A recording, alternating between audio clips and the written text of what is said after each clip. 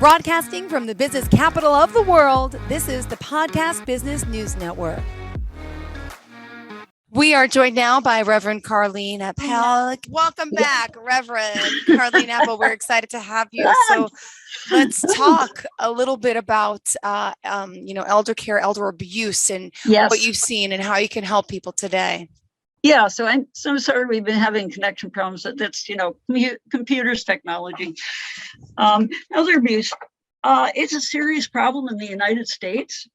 And a lot of times we can't get accurate estimates because people are afraid to report. You have when you're an elderly person, and there's a lot of very capable elderly persons. The oldest person I knew, she was 111. She self-published 11 books, and she died within the last 6 months. And I also took care of a 101-year-old. My gosh, I didn't even recognize her. She looked like she was in her 80s. She says, her daughter says, "There's your patient." And I'm looking around where she interviewed me. Anyway, according to the CDC, it's experienced by about 1 in 10 people age 60 and older who live at home. And so they do have stats from 2002 to 2016. So there were more than 643,000 adults in the US treated in the emergency room for non-fatal assaults, and over 19,000 homicides. So, and believe it or not, the men have a higher rate for abuse than the women do, 75% more among older men. So they had higher rates of both non-fatal assaults and homicides. So, among women, obviously, 35%. Homicide rate for men increased 7% from 2010 to 2016 compared to non-Hispanic whites, non-Hispanic Black, African Americans. But there were also firearm-specific deaths, and perpetrator usually an intimate partner, because you might see a husband and wife, they've been together for 50, 60, 70 years, and so one of them gets a little despairing because they won't be able to, can't take care of the spouse. And so it ends up being a murder-suicide. And I remember there was one not too far from where I live, older couple.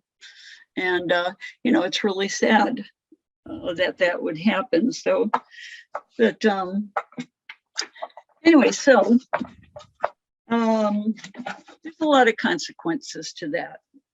You have people who are fearful and anxious, and even, especially when they're in like nursing homes, they're afraid that if they say something, they're not going to get care.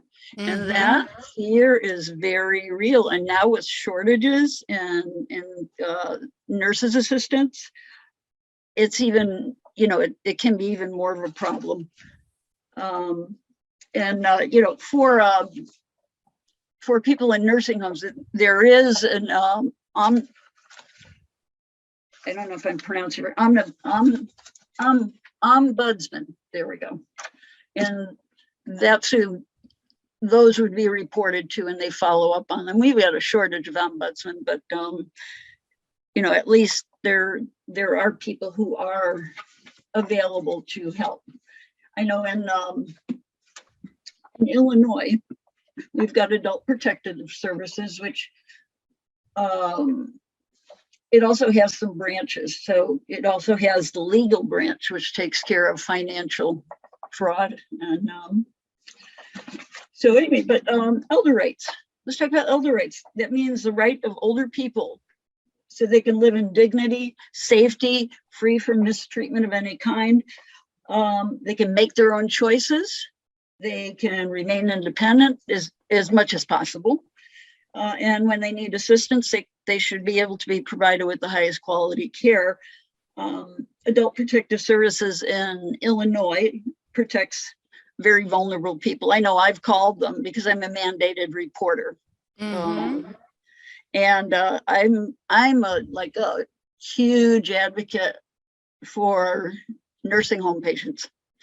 And I start with the staff, and I tell them, I say, you know, because you hear a lot of sweetie, honey, this, I said, you address them by their name, because when they get into the institutional system, everything they have is taken away. Okay. They lose their independence. They're sharing a room with somebody, unless they, you know, unless it's a private pay or something like that. But most will be sharing a room with somebody. You're on a different schedule. And if you can't go to the bathroom by yourself, you might have to wait. And I've seen it like 45 minutes. And, you know, a poor person is needing to go. And sometimes they end up putting them in adult diapers.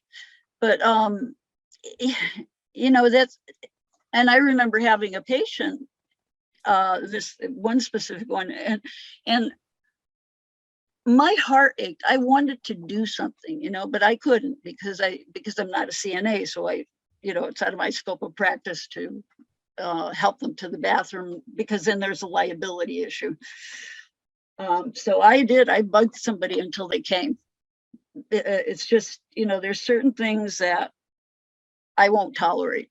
And that's, if I see an elderly person being abused, I'll intervene. Because they have the right to be treated well. You know, and when you have families that neglect their kids or neglect their adults, and it, you know, it passes from generation to generation. And especially if you have abuse in the home, the kids see it and it becomes normalized. And then they pass it on to the next generation. But my gosh, people who have lived and worked and earned, you know, they've made their contributions to society. They deserve to be treated, heard, and treated with respect. And yes. So adult protective services, it responds to reports of alleged abuse, neglect, financial exploitations, person 60 years old. So 60 is when it starts. And the long-term care ombudsman program, which Illinois has, it's in place to protect and promote the rights, like I had said before, of people who reside in long-term care. And they also have a legal services department, and that provides legal services for older people, as well as legal advice to the elder abuse and ombudsman provider agencies. So Illinois actually has a Human Rights Act that protects people from discrimination, and in with that is elders. By far the highest amount of abuse occurs in finances, because there's a lot of greedy relatives out there. And I had to deal with it one time. I was called to help with bereavement. So I got sent over to there by one of my hospice clients, and it turns out there was a lot of financial abuse going on. That the son had told his mom, "You don't have any rights." So he was in the will as the first person, you know, and he was the POA. And I told her, and I want everybody to know that when you have a power of attorney, it doesn't kick in until the person is declared unable to make decisions for themselves. And I stressed this to her because she felt powerless. And so and she was still pretty financially savvy. Did she have a few memory problems? Yeah, but was she financially savvy? Yeah. We're too quick to write our relatives off to dementia, you know, some memory loss. And we're going to do this on another show about the difference between normal aging and dementia, because there's a big difference. Normal aging, yeah, you're going to have some memory loss, but it comes back. It's just when it starts not coming back, you know, or you forget where your keys are. Yeah. And oh, gee, they're right where I left them the last time. I just say, well, the train went through the station. It'll come back, and it does. You know, it's when you start seeing things in the freezer that don't belong there, like keys, frying pans, things like that. When you see the putting things in the microwave that shouldn't be put in there. I remember a long time ago, I had a patient who did that. They put a metal container in their microwave and tried to cook their supper. And yeah, so it's, but financial is by far the worst abuses we see. Anyway, with that woman, I did call Adult Protective, and I gave a report. And if anybody does report, they're going to call them. They're going to ask you questions. They want to find out, and they will follow up on it. And because I know that the worker called my client and went there, and as far as that goes, she'd called her lawyer already and was getting that taken care of. But not everybody has that option or even knows about that. So most people who get reported to APS, they reside in their own home, 77%. And well, it says in this particular article, I have that reports of abuse toward female victims were more often reported, but on the whole, according to the CDC, men are more vulnerable. And in a way, it makes sense, because we still have a generation, the really older generation of men, where the wife took care of all the stuff in the house. They didn't have to cook or anything. You know, the women stayed home, and except for the time that the men went to war and the women worked in the factory. So we had Rosie the Riveter. Yep, I remember her. Yeah. But when the wife dies, they don't know what to do with themselves. And so, you got your kids coming in, and if you have some greedy kids, and it does happen, they do all kinds of things to make the person feel powerless. Let me run through quickly, because I know we're almost out of time, the different forms of abuse. So abandonment, so deserting or not taking care of the relatives, so they're being neglected. Confinement, so they're restrained, they're isolated from everybody. There's emotional abuse. That's big. Verbal assaults, threats of abuse, harassment, intimidation. So the elderly person is going to comply because they don't want to get thrown out of their home. And there's passive neglect. So maybe they won't provide clothes or food or shelter, medical care. And some of it's not intentional. So I want to bring that. So sometimes they don't know. Maybe their parents are very private people, and so they don't let them know anything, and or maybe they can't care for the person. And what I want you to know is, if you can't care for your loved one, please call senior services in your town. They will help you. Call your state aging councils and ask them for help. There's community help. There really is, because nobody wants to see anybody neglected. No. And there's physical abuse, obviously, sexual abuse, and willful deprivation. And I want to put under that, I had a patient in a nursing home, and the son was very intimidating, and he said his mother could not see the chaplain, so he was preventing her from spiritual care. And he was already reported to the Adult Protective Services, so the facility was already working on that, but he was very intimidating. So, and he tried to intimidate me, and I managed to see her, but you could see the fear in her eyes. It's just, that, to me, that just breaks my heart. Heartbreaking.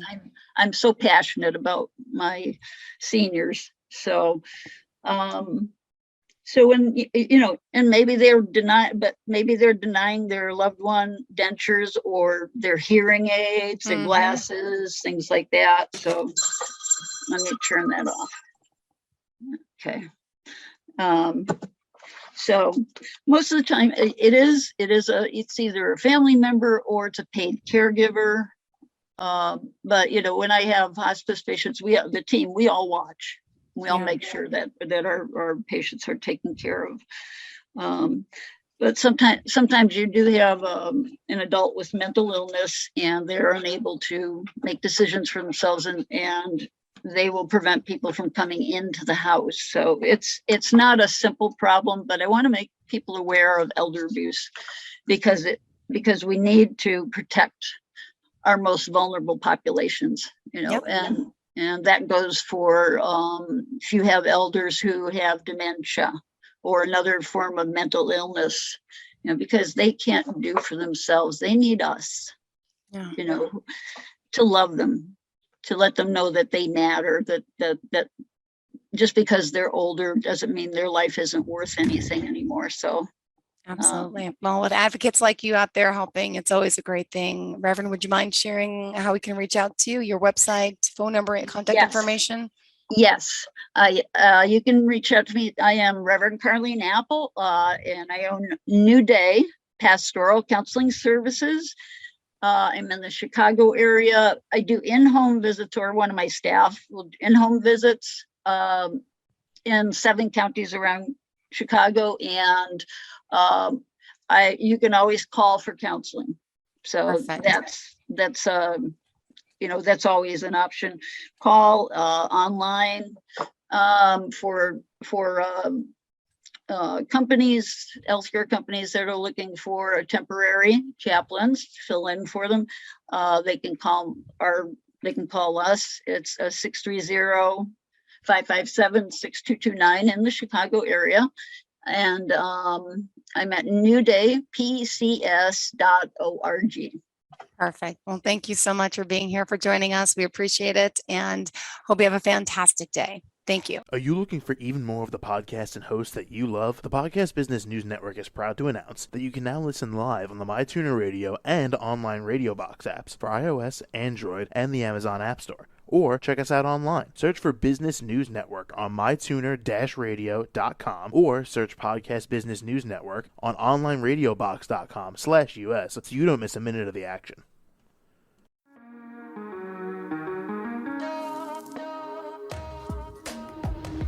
Broadcasting from the business capital of the world, this is the Podcast Business News Network.